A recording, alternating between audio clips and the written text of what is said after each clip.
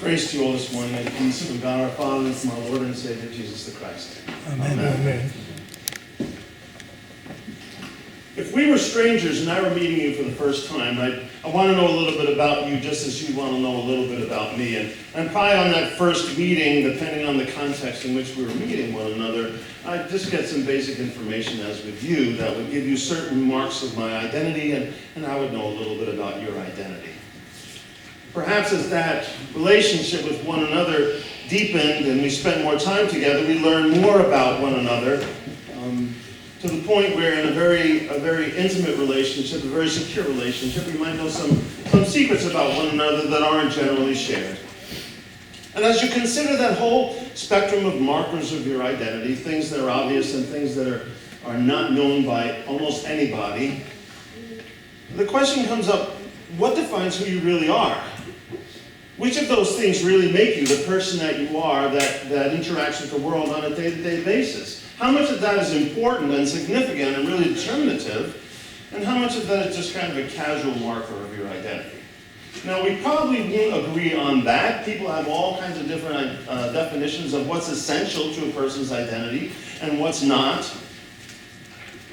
The struggle comes in, I think, when we take those marks of our identity, those things that we use to identify ourselves, to define ourselves, and we use them then as judgment or comparison with ourselves and other people in ways that are, as I said to the kids, not uplifting, but rather offensive and serve to segregate us and keep us away from other people. In other words, when we use those marks of our identity to either judge others or ourselves. So I grew up in Queens as a Lutheran Christian. I was a minority in the community in which I grew up, in the block among my friends. I was definitely a minority. As a Lutheran Christian, most of my friends were Roman Catholic, and they did things differently than I did. So for instance, when I would go into their church, if there was occasion for me to go into their church, all my friends would, as soon as they got into the back of the church, they would do this. Right? You've seen some Roman Catholic friends perhaps do that. That was the tradition, and that's what they did. Now, when I went into my Lutheran church, we never did that. And that was okay, but it became a mark of my identity. I thought, okay, my Catholic friends do that, but my Lutheran friends don't do that, so that's not something I do. And then, in my young mind, right, I began to say it was better not to do that, because that's where I was at that point in my life. It became judgment. Then, as I continued to grow and our own understanding of church evolved, it became more and more common, as maybe some of you have noticed, for Lutheran Christians also, at least to do this, which is not that infrequent for me to do these days, especially when I'm looking for a little bit of patience, a reminder of who I am, of that essential identity that I bear before God. I like to remind myself by making the sign of the cross and remembering that I belong to God, and that's important. But I don't know if you've also been raised in the Lutheran tradition from birth. Maybe this feels uncomfortable. Maybe it's still something that you don't do because you learned growing up that we don't do that. And in that way, sometimes that mark of our identity becomes a mark of judgment. That's not right. It's not the right thing to do. And it seems to me that that's the issue that Jesus is wrestling with the Pharisees this morning. They have certain marks of their identity before God that define them as religious persons, and when they see that other people are not doing that same thing, they want to know why. In this case, the simple example is washing hands before eating a meal. That's a smart thing to do. Everybody's supposed to do that. But for the Pharisees, it had become a very important, a very intense ritual that they practiced on a regular basis that became a mark of their identity. And when they saw other people not doing it, they judged those other people for not doing the right thing. They judged them as somehow being less religious, less faithful, less worthy. And that simple act of washing your hands before a meal, as a reminder of the need to be clean to receive what God has given, became a way to judge other people and exclude them, in the Pharisees' understanding, from the sphere of God's love and grace. They just weren't as good. And it seems to me that we tend to do this on a fairly regular basis. And at times in our history in the world, that gets worse, and at times better. There's that ebb and flow in our understanding where we can sometimes be more open-minded and sometimes be more rigid about marks of our identity. Most of the time, when we get into conflict with other people, either on an individual or on an international basis, it's over marks of identity. Simply stated, we're right and you're wrong. We understand, you don't. We know what's going on. We need to enlighten you. If you reject that enlightenment, that makes it even worse. Identity becomes idolatry when we use it to judge other people or ourselves. Identity becomes idolatry when we use it to judge other people or ourselves. So I mentioned to you already the example of my Roman Catholic friends who cross themselves as a gesture of their mindfulness of belonging to God, and a gesture that I myself find meaningful. Now, I don't expect all of you to start doing that because you have your own understanding of what's meaningful in terms of your relationship with God and how that can be expressed. But to be open to the fact, for some people that can be meaningful, for other people it's not. And as far as I can read in Scripture, there's nothing that says we should or should not do that. We have this word, I think I might have taught it to you before. It's a word that often gets thrown out there. It's called adiaphora. Adiaphora. Adiaphora are those things that don't really matter. That you can do them either way. You can cross yourself, you don't have to cross yourself. It's not going to determine whether or not you're saved or whether or not God loves you. It's adiaphora. It's not as consequential as we might think. Important, but not totally consequential to your salvation and your standing before God or in the community. Now, you have to be careful with that, right? Because a lot of people would label everything adiaphora. Nothing really matters. And we're not going there. We believe that there are certain things that God has blessed us with that are really important and critical. For us as Christians, it's our faith in Jesus. That's not adiaphora. That's the very heart of the gospel as we understand it. That helps to identify and define us in some very real and critical ways. But there's a lot of stuff that we tend to think is important that is really just adiaphora. Crossing yourself, adiaphora. One of the other things I noticed when I was a kid growing up, and this was the downside of being a Lutheran Christian, was that all my Roman Catholic friends, 2 o'clock Wednesday afternoon, public school, they all left. Where are they going? I didn't know. I would say that about 75% of the class just emptied out. It was at that moment that it wasn't good to be a Lutheran Christian. Because I didn't get out early. Now, I didn't know that they were going to CCD, Catholic education. I thought they just got some kind of a break, which I didn't get. And I thought, wow, I wish I were a Roman Catholic today.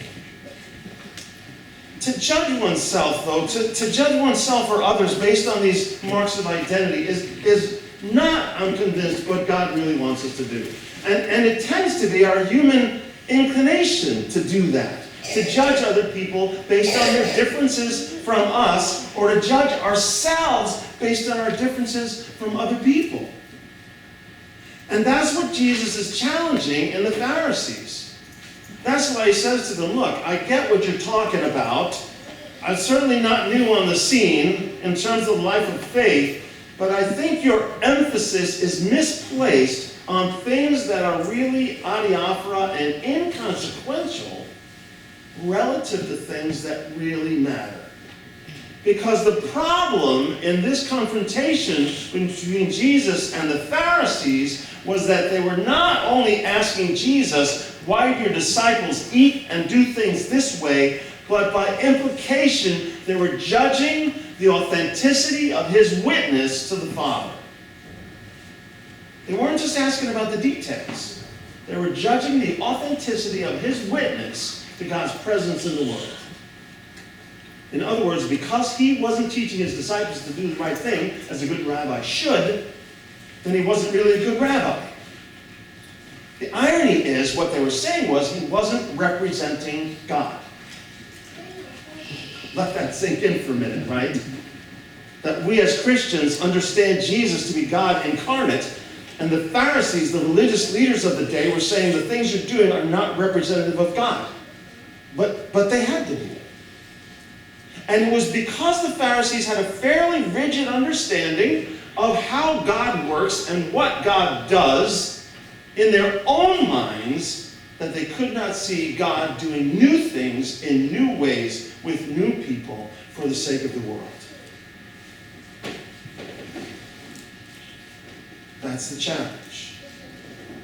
Can we? Jesus was such a confrontation to the established religious people.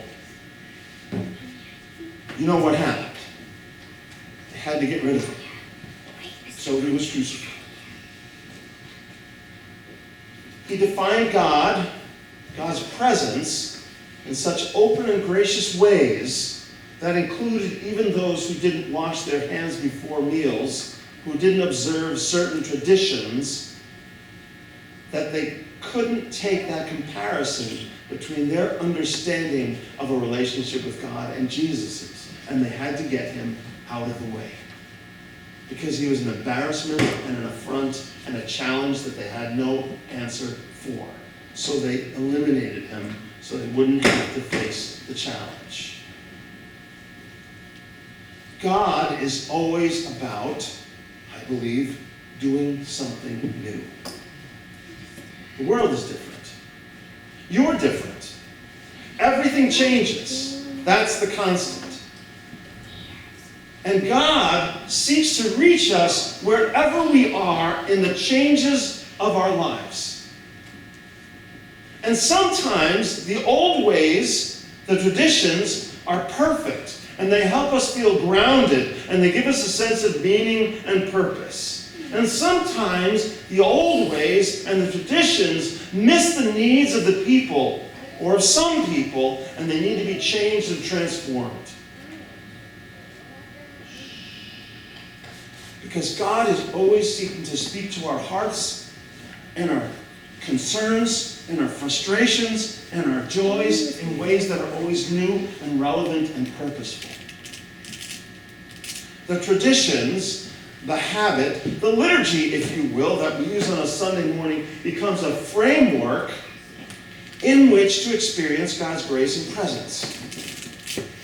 It gives us a way to order our worship, just as a schedule gives us a way to order our day. But I don't know about you, on some really busy days, if you've got your schedule just so, and something happens to throw it off, it almost makes you crazy, doesn't it? Oh man, now how am I going to fit that in when this happened? And you try and put all the pieces back together, and it seems like an impossible puzzle. So the schedule becomes the God, right? I'm sorry, I would love to help you, but I've got to do this at 3 o'clock no matter what. And we forget to be flexible within that framework. Well, the same thing sometimes happens in liturgy, doesn't it, on a Sunday morning? It was quite a number of years ago that I made the suggestion that we say the Lord's Prayer in more contemporary English. Don't hurt me. There's something really comfortable about that traditional language in the Lord's Prayer. Very comfortable about it. But to also entertain saying it in a different way, so that it might hit us differently, is not a bad thing. We're not doing it today. This is not a setup. But it is to make the point that to be open to new ways of doing things allows God to speak to us differently. And that the liturgy that we use on a Sunday morning is a framework for a deeper experience with God, not a substitute for that deeper experience with God. So if you leave here this morning and, well, man, we didn't sing my favorite hymn again, I hope that doesn't ruin your experience of worship. We'll try better next week. But to see how God might be challenging and working with us in those changes, alongside the tradition, to invite us more deeply into that relationship with God. Sometimes to shake us up so that we come down on a more solid foundation. My understanding is that that's how the life of faith works. That's usually how it works for me. Just at that moment when I think, God, you've walked away, or as that phrase that I love so much, keeps popping into my head at times of crisis and challenge. God is not dead. He's just working on a less ambitious project. To think that where is God is when I'm most shaken up, that God seems to have an opportunity to say, where you least expected me and most needed me. And that's what Jesus was engaging the Pharisees in conversation about. And what Jesus engages us in conversation about. So as we get ready for this new year that begins with school and renewed activity, where is God trying to shake you up a little bit, challenge you, wake you up, help you to see things differently? And where is God absolutely evidencing God's presence in that rock-solid reliability of your faith and its traditions? God is always about doing something new, but God is always the same. And somehow in the midst of that paradox, in the midst of that understanding, we get wrapped up in that whole journey of faith. I hope that you can feel that. I hope you can feel a little bit of challenge and a lot of comfort. And ask what God is doing to stir things up for you so that that relationship becomes more solid and more reliable, and that you really, really know who you are at your heart in God's eyes. Amen. Amen.